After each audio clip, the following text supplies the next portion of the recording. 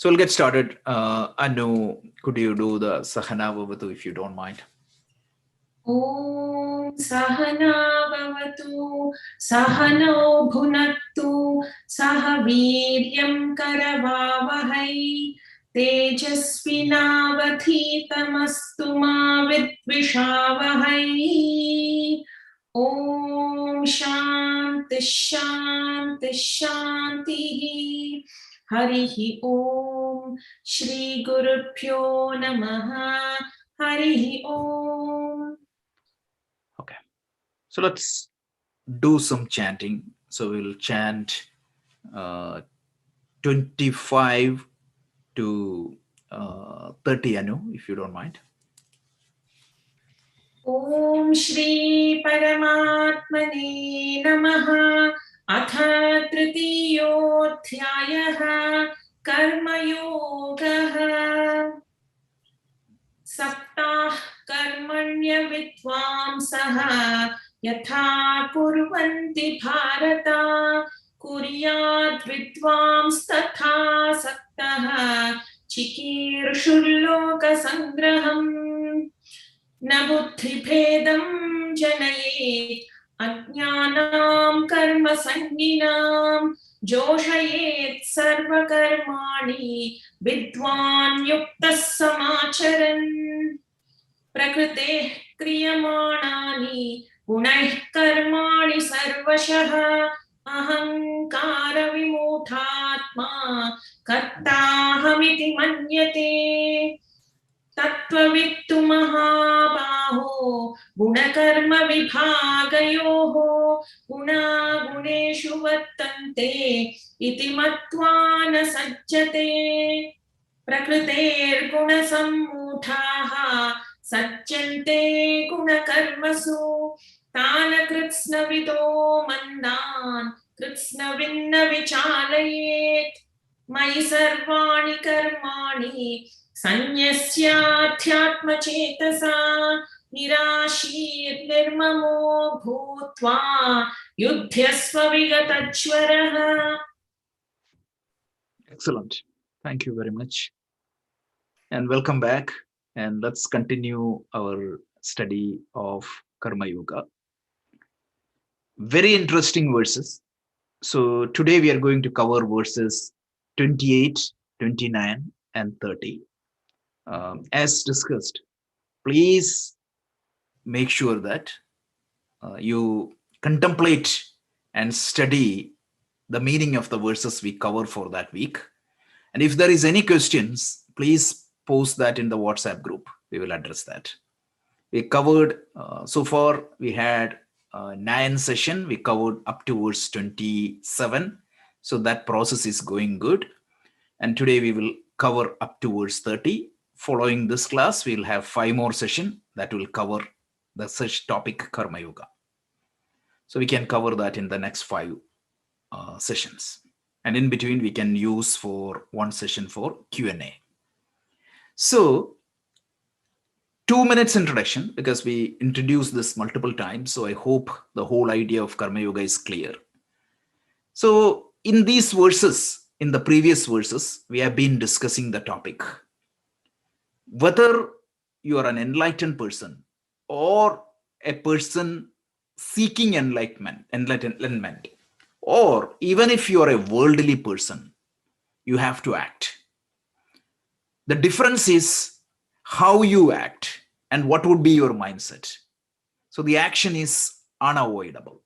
So in the previous verses we saw, even an enlightened person would act like a person who is extremely fond of the results attached. So he would put that much effort. It's not that he won't have any interest in the results, etc. No. There is one difference. Very interestingly, Swami Vivekananda is the one who brought this idea or this particular usage he did. He said, like, an enlightened person is the difference between the action of an enlightened person and a normal person is an ordinary person do karma for gaining happiness, right? Because that is his goal. Because why he does certain thing? Because he wants that result. And he believed that that result is going to make him secure or happy. So eventually the happiness. So a person who is not enlightened, he is doing the karma for happiness. Whereas an enlightened person is doing karma out of happiness. That's the only difference. This observation was made by Swami Vivekananda. And the verse 27, which we concluded last week, which is very important because Krishna made a very interesting observation. So let's chant that once and then we will go to the verses of today. So verse 27. So Anu, could you please chant this once again? This verse. Yeah. Prakrite kriyamānāni gunaih karmāni sarvashah ahankara vimūಢātmā kartāhamiti manyate. Very interesting verse, because I know that we talked about this last week, but just wanted to bring this topic into your attention. This verse and the verse we are going to see today clearly going to talk about the relationship between me and my mind. Understand this. This is very important. So last week we said we wanted to talk about when I refer myself with a pronoun I, it can mean different things. The usual convention is when I use the word I, that remember we had that discussion. So remember in 2-3 weeks back, we started or triggered a discussion called what is the difference between a jiva, ahankara, and atma. So what is jiva, what is ahankara, and what is atma? Anybody remembering that? When you refer jiva, that is what typically you refer by the pronoun I. So when I refer I, I'm talking about Rajesh. And who is Rajesh? It's a physical body plus it's a composite entity. You're right. It's a composite entity, right? It includes a physical body. It includes a soul or a subtle body. And it includes within the subtle body a special kind of thought called ahankara. Remember, we talked about that. Enlivened by atma. So you can refer like a computer system. It includes the hardware. It includes the software powered by the electricity. So that composite entity is what we refer as computer. Like that, a jiva refers to a compound entity, which constitute of a physical body, soul, ahankara.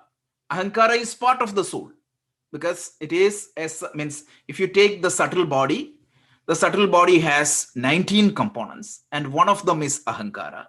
And these physical body and subtle body enlivened by atma.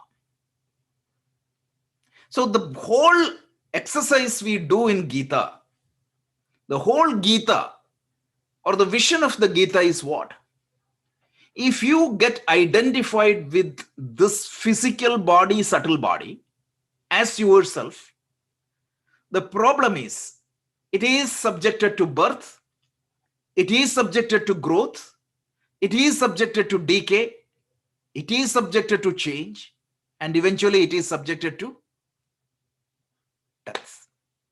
And if you put your identity there, what is going to happen?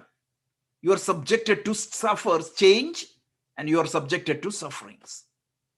And just like the dream example, Swapna Drishtanta, in the dream world, this composite entity, the dream jiva, again it is a composite entity, constitute of a dream body, a dream mind, a dream ahankara, enlivened by same atma.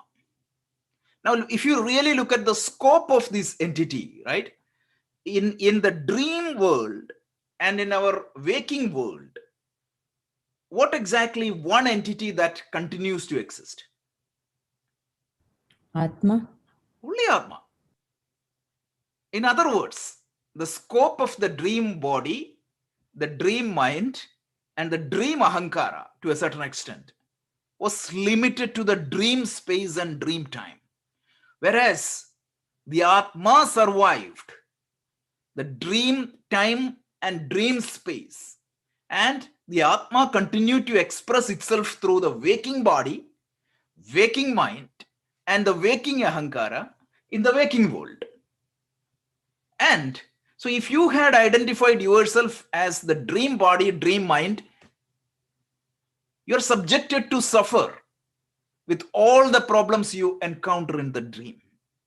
Like that, if you identify yourself with all the problem, means with the waking body, waking mind, and waking ahankara, then you are subjected to suffering in all the problems of the waking world. But the moment you realize that the waking body, the waking mind, and the waking ahankara, it's a tool given to you to express in the waking world. And you continue to exist even after the waking world. That is going to put an end to the whole suffering. So the entire spirituality of the Gita or the Vedanta or any spiritual practice is to shift my identity from that composite jiva to the Atma. This is clear, right? This is what we study in the Atma Bodha. This is what we study in the Gita. This is what we study in all the chapters of the Gita.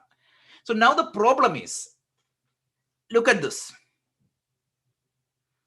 Let's take the waking body. So the previous verse, I'm going to do a little bit more analysis. Please allow me to expand this idea in the light of the modern world. Is heart disease common to the human body? What is that, Rajesh? Heart means the heart disease or blood pressure or the stomach problem or cancer. Is that unnatural to human body? No. No. No, correct. I can do certain things to avoid it, but I may get it. Why? Why I get stomach upset, or why I get cholesterol, or why I get blood pressure? And say not taken care or didn't know how to take care of ourselves. There are so many reasons why you got this at a particular point of time. But think of this. It is made up of matter, which is subjected to certain changes. And when you expose to certain conditions, when you do certain things, don't certain things, that is how it happens. A foreign body may come to your system. It can create this, make your system upset. So it is the nature of the matter. That is what I was trying to say. If imagine this is a wood. If you put that wood into, say, water, what is going to happen? Decay. Exactly. But if you put that into a different environment, it may behave differently. So the state of matter, right? Let's use the scientific language.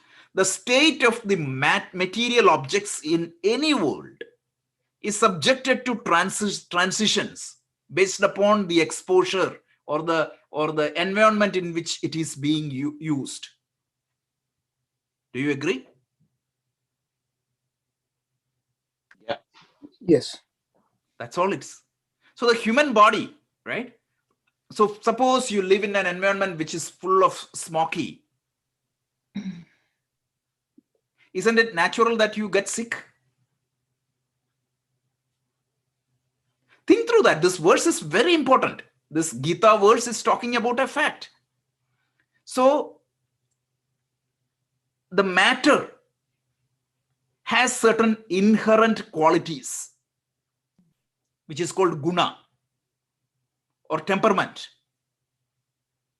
which is subjected to change. This is the physical matter. If your stomach gets upset, do you take it personally? Some of you blame the cook, but you don't take it subjectively. What do? You just go get some medicine and treat it. That's what it is. applying the same logic to the mind. Mind is also subtle matter. And in the previous verse, Krishna is explaining a wonderful truth. The truth is, your mind is an instrument given to you. It's like a phone, or it's like a pen, or it's like a body. It is given to me. If I don't take care of my pen, if I don't take care of my phone, if I don't take care of my computer, if I don't take care of my shirt, it is subjected to change. The exposure of that object, it triggers certain transition. So if the mind is a subtle matter, the definition of the matter it has certain inherent quality. And this inherent quality is subjected to change based upon the exposure. It is not a wonder, because the mind is made of subtle matter, and the mind has certain inherent qualities, and based upon the exposure my mind gets, it is subjected to change. And unfortunately, there is a relationship here. So there is two technical terms introduced, guna and karma. Guna means the inherent qualities of the mind. Karma means what? It is the inherent qualities of the action. So what Krishna is saying is that prakrite gunamanani, let's look at the verse. So he tells prakrite kriyamanani guna karmani sarvashaha. Prakriti means nature. That is exactly what I was explaining in the scientific language. The state transition of the matter is according to the natural law, based upon the exposure I get. So the body changes. Like that, the mind also changes. From one temperament, the mind goes to the other temperament, based upon the nature of my mind. And understand that mind is an object given to you. And unfortunately, what is going to happen? When the mind changes from one state to the other, it prompts certain actions. Mm-hmm. If I like a particular type of sweet, morning I'm dieting. I'm just telling you my own example. I'm going to tell you. I was trying to diet. I'm trying to adjust certain things, etc. Like all of you. So I thought, okay, let me skip the breakfast. So at least I'm reducing some calorie. So 10:30, what happens? You feel hungry. You go take a coffee, maybe some sweets, some snacks. Why? What prompted me to go and take that snacks? Certain state transition in my mind, because I felt hungry. Some biochemical transition prompted me some trigger. And depending upon the quality of my mind, I like sweets. So where exactly I looked for? For sweets. If you like the fried food, naturally, the guna and karma are always related. Right? So the person's quality can be determined based upon the guna and karma he does. So if my mind has certain type of gunas, my actions will be always in line with that gunas. For example, now you all are sitting here and listening to Bhagavad Gita because your mind has that temperament to know this. You could have slept, you could have watched some TV shows, or you could have even, so many other possibilities are there. So Krishna tells prakrite kriyamanani, right? The actions are performed by the gunas prompted in your mind. And a person, a vimuthatma, a specialized fool, think that, oh, I initiated that actions. I said I went and took sweet. Who craved for that sweet? My mind craved for that sweet. not me. I am the Atma. So the instruments given to you, it is subjected to natural progression and natural state transition. And depending upon the current state of that mind, you try to do certain actions. A fool, Krishna said that, thinks that he is the actor, whereas you don't know the fact that that action is prompted by a particular temperament of your mind. And it is very easy for you to manage that temperament and reprogram that temperament. That's the essence of that previous verse. And now Krishna said, okay, if an unenlightened person who thinks that he is the mind, he thinks that, okay, I need to do this, I need to do that. And suppose somebody insults me, what I think, I take it subjectively. But when Gandhiji, he was abused, he was hit, what did he say? Anything happened to your hand? That's what he said. Because he didn't take that as himself.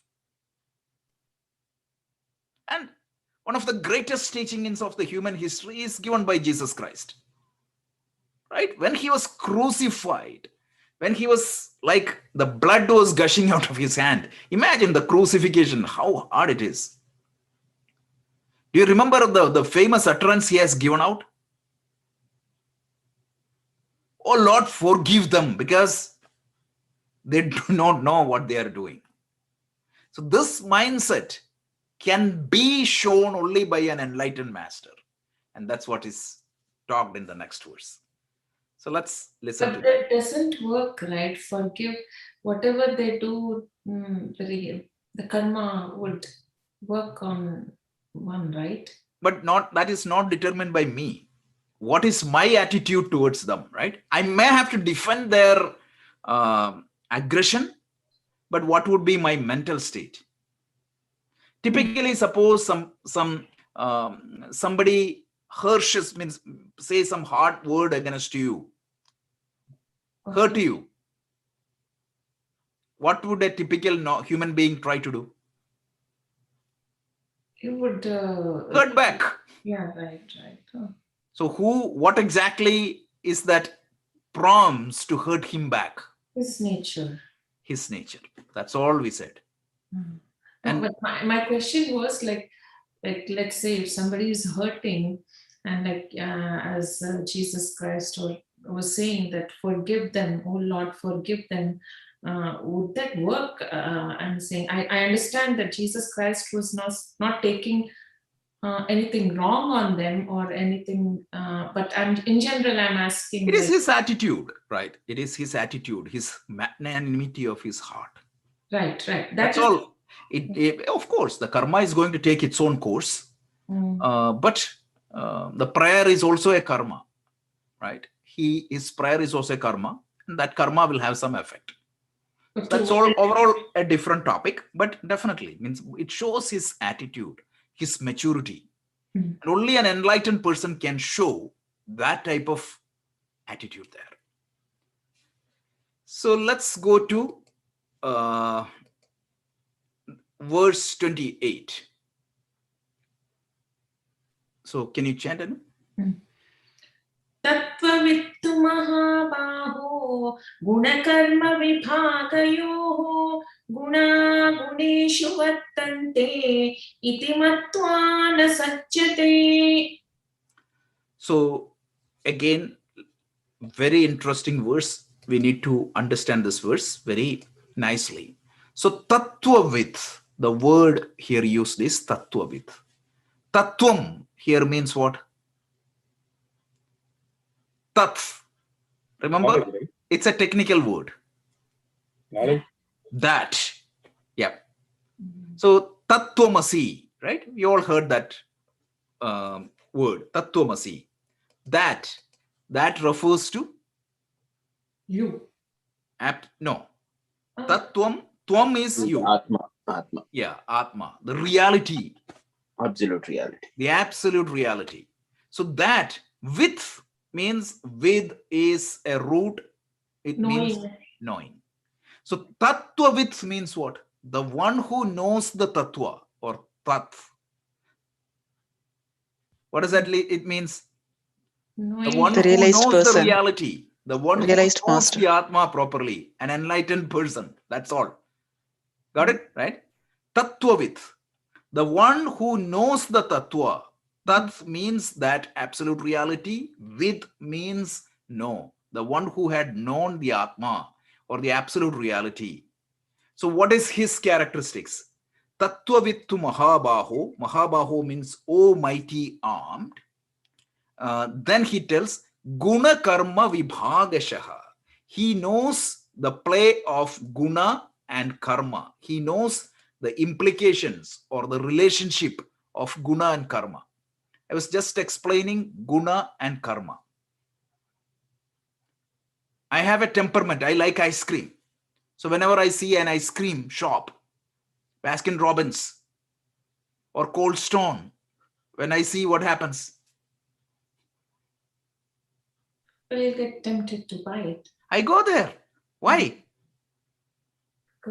Because of that temperament is there in me.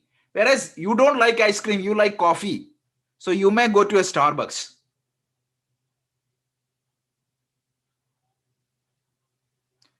I always wondered as a child, have you gone to these big textile stores in India?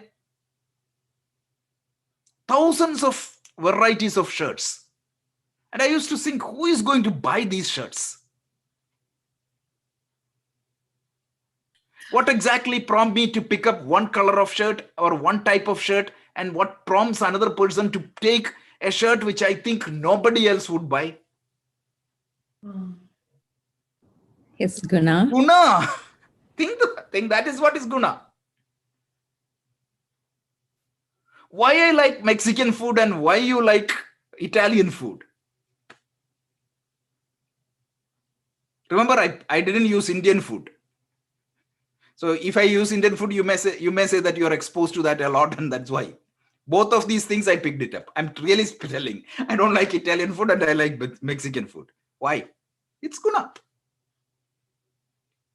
Why Krishna wears always yellow robes? Guna. Even Krishna is subjected to guna and karma. Okay. So tattvavittu mahabaho guna karma vibhagasho. So he knows the relationship between guna and karma. The karma is always connected with guna. Look at the practicality of this verse. Very important. Tattvavittu mahabaho guna karma vibhagashu. Then he tells guna guneshu vartante. See, very interesting. What happens? My mental temperament naturally connected with the guna or the property of the external objects. Simple explanation. The taste of strawberry ice cream aligns with my mental temperament of the taste. So if the guna or the quality of the object is aligned with the quality of my mental temperament, it prompts an action for me to grab it. Whereas I don't like chocolate ice cream. Okay. So if I see chocolate ice cream, no. So this is the problem. So tattvavittu mahabaho guna karma vibhagashu guna guneshu vartante. Because the temperament of my temperament is related to the quality of the object. And if that aligns, I go and pick it up. If that is, it's okay, I'm indifferent. Okay, if I get it, I eat. If not, it's okay. And if it is opposite, I'll go away from it. So the attraction, the indifference, and the repulsion is prompted by this guna karma relationship. So guna guneshu vartante. So what does a tattvavid, a person who knows the truth, does? Iti matva. So he knows. Matva means he knows. He understands that. Guna guneshu vartante. And what does he does? Na sajjate. He never gets bound by that. For example, Krishna likes a particular food. But if that food is not available, what is going to happen? It's fine. He is fine. But that doesn't mean that if that food is not there, for example, if an enlightened person, let's not use me, because an enlightened person, he likes to drink coffee. Nothing wrong in that. Why he likes to drink coffee? Guna. Guna.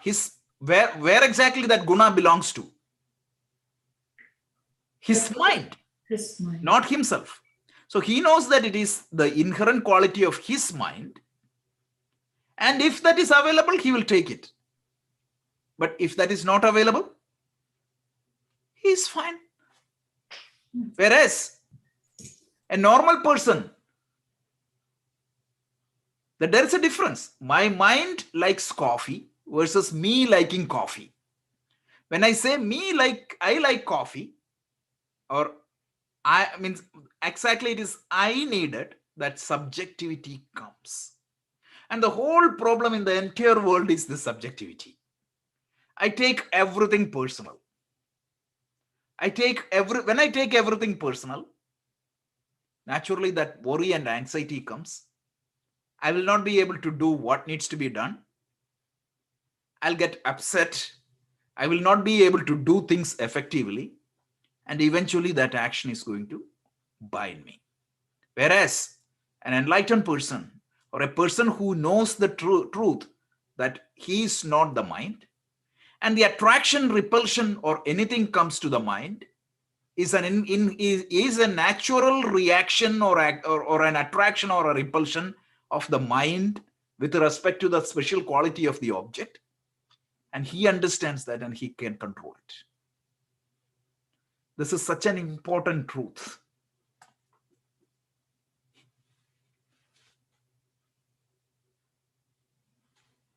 Got it, right? This is such a beautiful verse and typically superficially read and gone.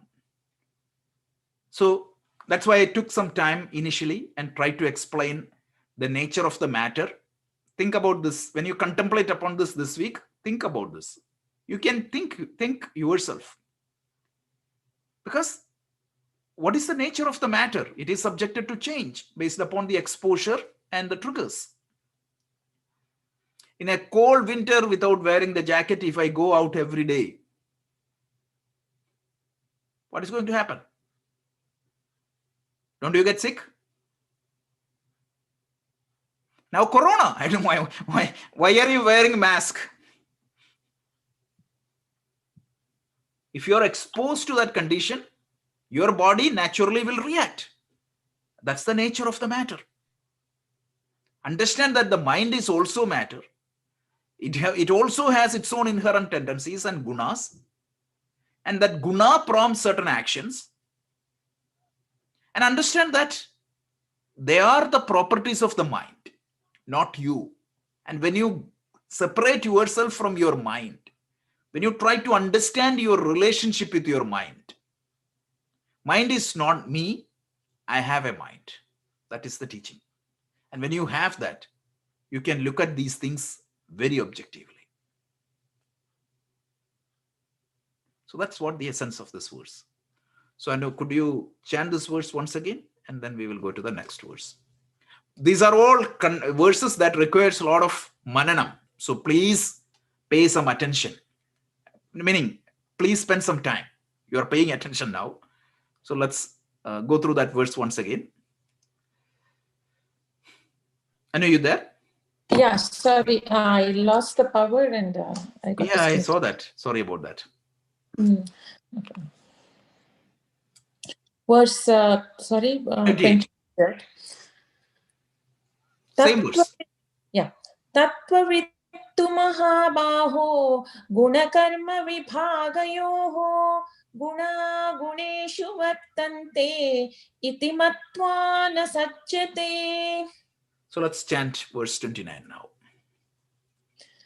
Prakritir guna sammudhaha sajjante guna karmasu tana kritsna vido mandan kritsna vinna vichalayet. So this is just an extension of the same thought. So Krishna tells, Prakrite guna sammudha sajjante guna karmasu. So he tells those who are deluded by these modification of this matter, right? So these fools, mudha means fool. Fool means those who don't understand. Sammudha means the special fool. So the people, prakrite means the nature. The nature of the matter is subjected to change, prompts certain actions. So the people who do not understand this fact, which we described in the previous verse, they become bound. Sanjante. Guna karmasu. They get bound by this guna and karma. What does that mean? When the body triggers for an ice cream, I'm driving, I saw a cold stone, I have the ice cream tendency in me. Natural. So I'm dieting. I already consumed all my calorie budget for today, but evening drive, I saw this cold stone.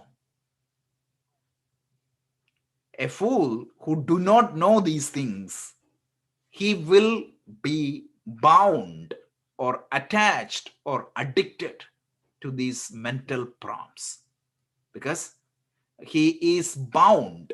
Sanjante. So that person falls into the trap of these mental temperaments. So instead of him driving his life, what drives his life? His mental temperaments are going to drive his life. For example, if he has an alcoholic tendency, he knows that he cannot drink, but he will go and drink.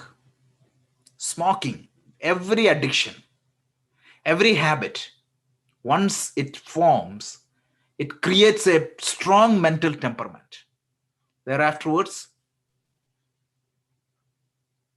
who was a cigarette smoking addict when he was born? Nobody. What did you do?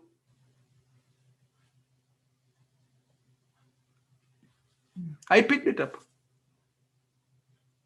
Drink coffee every day. After 2-3 years, don't you get headache if you don't drink coffee? That's the point. So understand this and control it. And then Krishna tells one more point here. There are 2 points in this verse. He tells Krishna with. Krishna here means the Krishna, the word is complete. With means knower. So the person who knows the complete thing, right? The person who knows everything, who knows the truth. Now this is the problem. He tells Tan akrishna krito mandan Krishna vinna vichalayet. So chalayet means direct towards them. Vichalaye means don't take away from their route. So a person who studied the Vedanta, for example, all of you now, you understand this now. Why you are prompted for certain things and how you can control it, how the Brahman is the truth, you are not Atma. So now if you go and look at your child who is prompted to act because of her or his mental temperament. Right now you go and teach them that you are not the temperament, Atma, etc. Is that going to work? Not at all. Not at all. So Krishna gives us a beautiful advice. When you study this Vedanta, out of that enthusiasm, don't go and vichalayet, disturb. Some people are working hard. Why? They are addicted to that money, or they are addicted to that result, or they are addicted to that change. So that is what prompts them to work. Such people, don't go and disturb them rightly. Means you have to show them the way you work, inspired, and how you control yourself in spite of temptation, and slowly change their path. Don't try to say that, oh, what you are doing is stop, you should not be addicted to the results, and you should not you should not have binding results. That is just going to backfire. And I have seen this by several people. And I myself was told by one of my initial person who was guiding me Gita, you should not have any desires, which is completely wrong. And one more thing you wanted to pay a little bit attention. Did Krishna said that a particular liking is wrong? No. Not at all.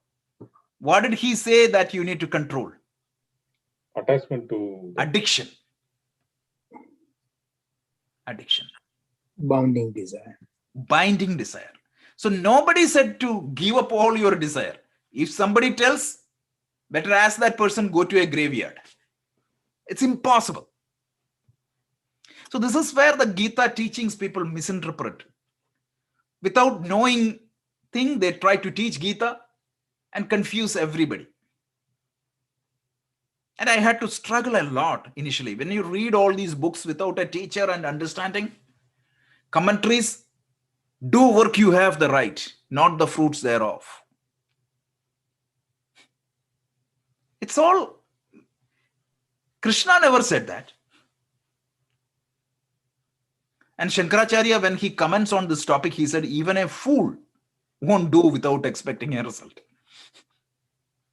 It's not the expectation or planning the problem. It is the binding thing. Because if that result is not come, my well-being is entirely dependent upon that outcome. If that thought is in me, I cannot perform well because I'm always worried if something goes wrong, it is going to affect me. So anxiety will come, worry will come. The great present which is available to me to make that result happen, I may not be able to use. And when I work in the spirit of Karma Yoga, the probability of me achieving that result is high. And that is why it is said that Yogaha Karmasu Kaushalam, efficiency in action. So when we commented upon this verse in the second chapter, we said two things. One is what? The selection of the action.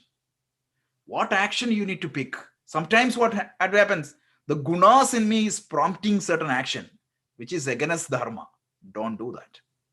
Once you select the action, how I execute the action with Ishwararpana Buddhi and Prasada Buddhi. And when I do that, what is going to happen? The best result will come to me.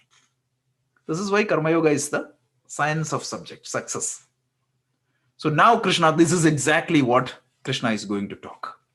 So we are going to hear one of the best definition of Karma Yoga. So let's listen. So let's chant verse 30. Anu. मयि सर्वाणि कर्माणि सन्न्यस्याध्यात्मचेतसा निराशीर्निर्ममो भूत्वा युध्यस्व विगतज्वरः. It's a brilliant verse defining the Karma Yoga. So now Krishna said, okay, understand that your mind may have temperaments, and that temperament might have connection or attraction or repulsion with the world of objects. And there is a relationship between this guna and karma, which prompt me to act certain way. So how you should act in the world? So this verse is beautiful. This is one thing you should just remember. So he tells, Mai sarvani karmani sanyastha. Surrender all actions to me. Consider your actions as a worship to the higher. I talked about this a lot, right? What is yajna? And I said, like, the entire universe is, there is a law or an order everywhere. And the moment I realize, I understand that my existence is completely depending upon that universal order. And when I recognize that universal order, that recognition creates certain sensitivity in me, which is going to prompt me to act in certain way, which is in line with the dharma. So thy actions, so karmanat tomarchasya siddhim vindadi manavaha. So Rohitji, you might have studied this in the 18th chapter, since you covered the 18th chapter in the last couple of days. There is another definition of karma yoga in the 18th chapter, which is brilliant. So Krishna tells, what is that? So, yena sarvamidam tadam sokarmanat tomarchasya siddhim vindadi manavaha. So that reality of the universe, by your actions, worship that, not with the flowers, not just with the flowers. So here also it is said, my sarvani karmani sanyasta. So offer all your actions as an offering to me. When Krishna said me, first person pronoun, it refers to the intelligence of the universe. So that is the first thing, which is called as Ishwararpana Buddhi, right? So all my actions, it is not just the 5 minutes I pray every day. Every action, when you do a work, how do you make sure that it is Ishwararpana? A, it is not tamasic action. B, you are doing that action with a spirit of offering to God. That's it. The very secular act, you doing some work at your professional work, that also becomes an Ishvara Arpana. So that is why perform all the actions as an offering to me. And I gave you a technique the other day, if you remember.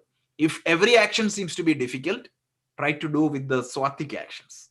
At least Swatik actions perform as an offering to God. So the first line of this verse is Mai sarvani karmani sanyastha. So just offer all the actions unto me. That is point number 1. And then what should be my mental attitude? Adhyatma chetasa. The mind committed to adhyatma. What is adhyatma? Atma means self. Adhi plus atma means adhyatma. What is that enlivening your atma? Which is the higher reality. Again, God. Your mind committed to that higher. Again, it refers to the Ishwararpana Buddhi. Understand that commitment, mental commitment, is extremely important for 2 reasons. Remember, when we started the Gita, we quoted Shankaracharya. The purpose of the Gita is twofold. One is, if you remember, Jagataha Praninam Sachad Abhyudaya Nishreyasa Heduhu. This type of commitment is going to lead a person to the highest spiritual goal, which is the freedom from all suffering. Plus, Abhyudaya also. What is Abhyudaya?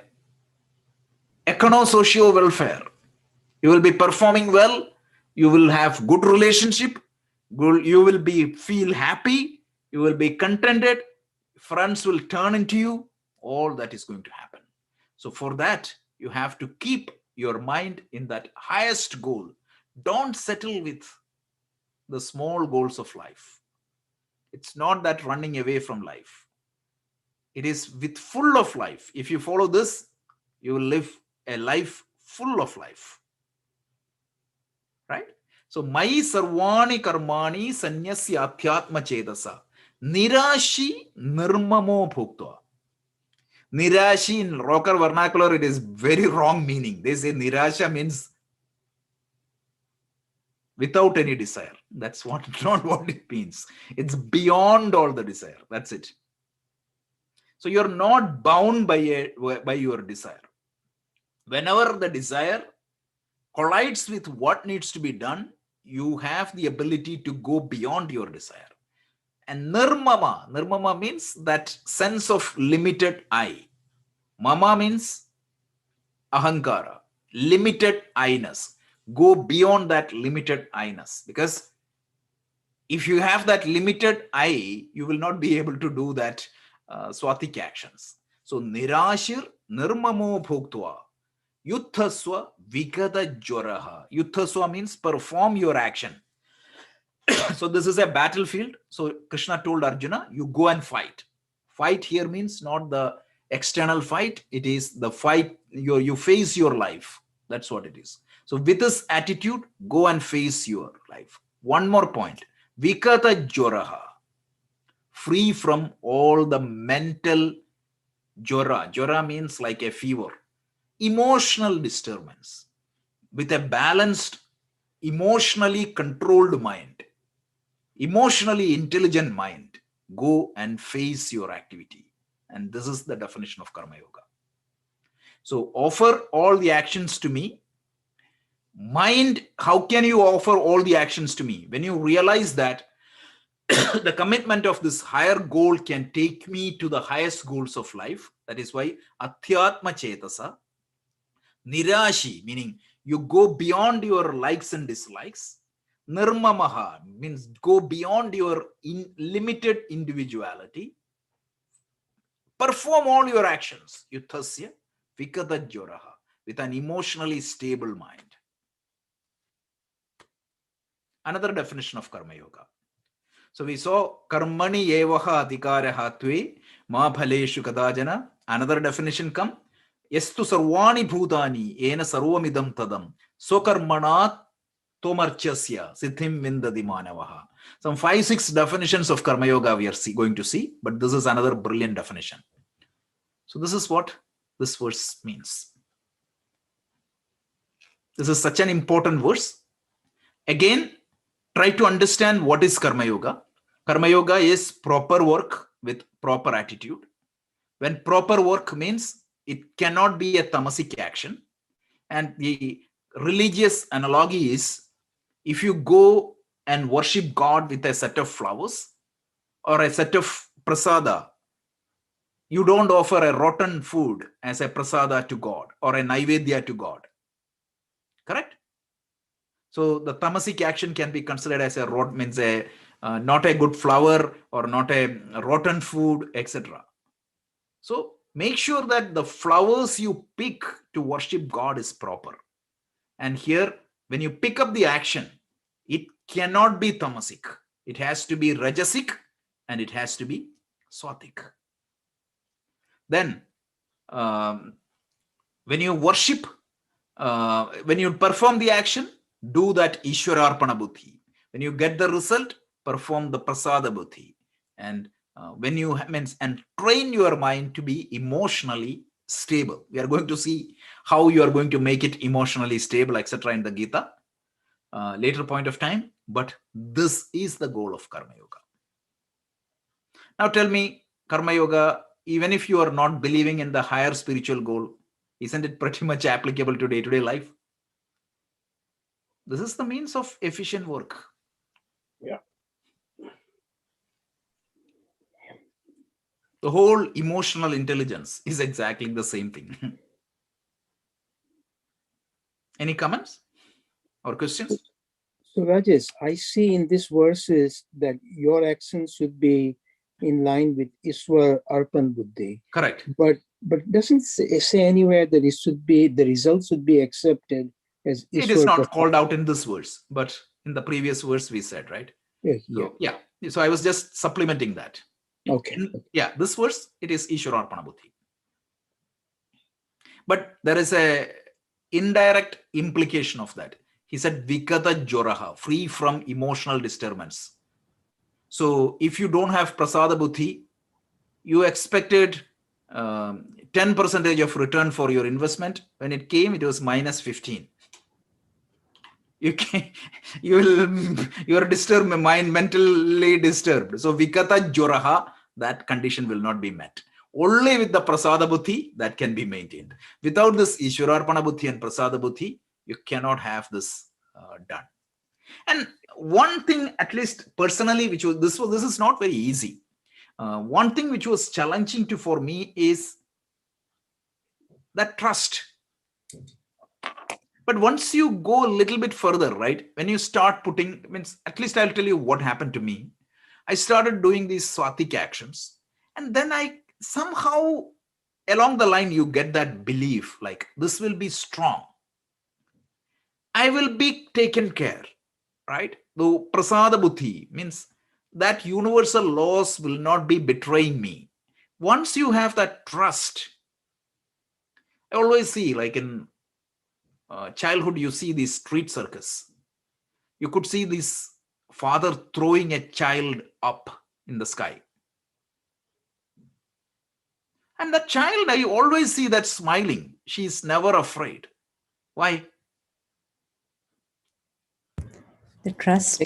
The father will catch me. Yeah. Exactly. So do you trust that universal father? And when you have that trust, and that is what is bhakti. So the bhakti is not something else, right? That bhakti means you have that faith in that universal intelligence.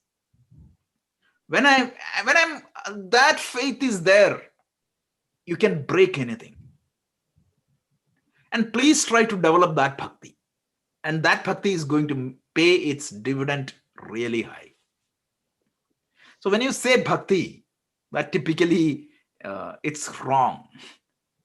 People think that if I do 3-hour Vishnu Sahasranama chant, some people does elaborate rituals. I'm not saying that rituals are wrong, right? So this is the problem. The moment you say this, the implication is you're criticizing it. But in the 8th chapter itself, Krishna said, the upasana is much better than these blind rituals. Yamimam pushpitam vacham. Always keep that verse in mind. Yamimam pushpitam vacham prapachanti vipaschidaha vedavadarada partha na anyat artha iti vadinaha. Blind ritualism is not good. And that is where all these superstitions comes into the picture. So have that faith and have that strong belief that nothing, even if I need to give up my life, again, that is in line with that universal order. If I need to go from this world because of certain things, it might be hard for me to comprehend, but when you look at the overall scheme of things, there is something. When you have that faith, you can face any situation. So with that note, we can stop today. We'll continue to discuss this chapter, and actually there are some beautiful verses coming. So Rajesh, Yeah. the faith and they're comparing the child and grown up, right? Basically, what I think, or the main constraint or the difficulty is that you have past experiences or the impressions on you already, right? The historical impressions to overcome to get that faith, right? So we have to basically overcome that to get to the faith. Right. Good question. Yeah. So that I'm going to answer that, right? So the past has always an impression on me, and naturally the thoughts comes to me is based upon the past. So how to flush out that past and create a new optimistic faith in you, right? That is the problem. Yeah. Karma yoga. Try to do the swatik actions. When you do these karma yoga, especially when you start doing these pancha mahayajnas, you will, I'm telling you from my own experience, I was completely like an agnostic, like 20 years back. You see, Shankaracharya tells a very similar example of that child. I was just translating that into a modern example. Okay, that's it. So Why that, if you take that modern example, why that child has faith? Because he or she sees the father sitting downstairs, right? That's what gave the faith. What is the problem you and I have? I don't see that father sitting and holding me. So when you start doing this karma yoga, meaning the swatik yajnas with the Ishwararpana buddhi and prasada buddhi, slowly you will feel it. You feel that unseen power working with you, and that gives you some trust. And Krishna tells later, eventually I will give you all the necessary progress for your faith. When you start doing this, I will enhance your faith. And I've seen this, several people telling me that same story in the spiritual path. So start doing that is where the start is always karma yoga, and the start is to start this pancha mahayajna. So you will slowly see the changes. And the beauty is that changes you will see here and now. It's not that Krishna promises you something. When you get the result, after your death, going to heaven means, that's not what he said. You will see here and now. You will see that situations are turning around. That's why Swami Chinmayananda always used to say, you change, you will see the world changing. Remember that story he used to tell? That picture. Remember that? I told you that story, right? The child trying to fix the map. Father cut the map, teared the map, but the child fixed the movie actor on the other side. What happened? The map automatically fixed. So try to do that. And this is what is spiritual life. Spiritual life is not giving up the world. The spiritual life is not talking in a particular tone. Spiritual life is not just saying that, oh, praise the God, or Krishna Arpanamastu 24/7. It is this awareness of that universal order, understanding of my role in that overall scheme of things, the sensitivity. So I was reading Vivekananda yesterday also. Like every day I read Vivekananda one page. It is so inspiring. He was telling, like, one day I'm walking outside. He saw a beautiful plant. He just paused there and thought, okay, my God, how the God is blessing me. Think about this. This is what the thought came to me when he saw that blade of grass. They are giving me oxygen. They are helping me to live. Isn't it that the blessings of the God? I may not see the God in the heaven, but if you open your eyes, this is what that whole Annat Pravanti Pudani Parjanya Danna Sambhavaha, that verse told us. Every moment of our existence, you can feel that presence of that God. If you don't want to call God, you call it as a universal law. It doesn't matter, but you cannot miss it. When you admit in the ICU, when you get the bill of the oxygen, then only you realize how costly it is to breathe. And the heart, it's beating 24/7 for how many years? If it decides to stop 1 second, imagine what is going to happen. Everything is happening. So the Ishavasya Upanishad tells, when you look at the whole universe, it is designed how it needs to be. Everything is designed how it has to be. And the Rigveda tells, right, that intelligent order of the universe, according to which the wind blows, the season changes, the sun comes, that order, be sensitive to that order and be thankful to that order. Remember when we talked about that, we said that is the real thanksgiving. be sensitive to the order of the universe. Good discussions. Any other questions? Okay, so we took 9 minutes extra. So we covered 3 verses. Please contemplate upon this verse, and we will continue next Sunday. Anu, could you do the closing invocation? Om Purnamadah Purnamidam Purnat Purnamudachyate Purnas Purnamadaya Purnamevavashyate. Om Shanti Shanti Shanti.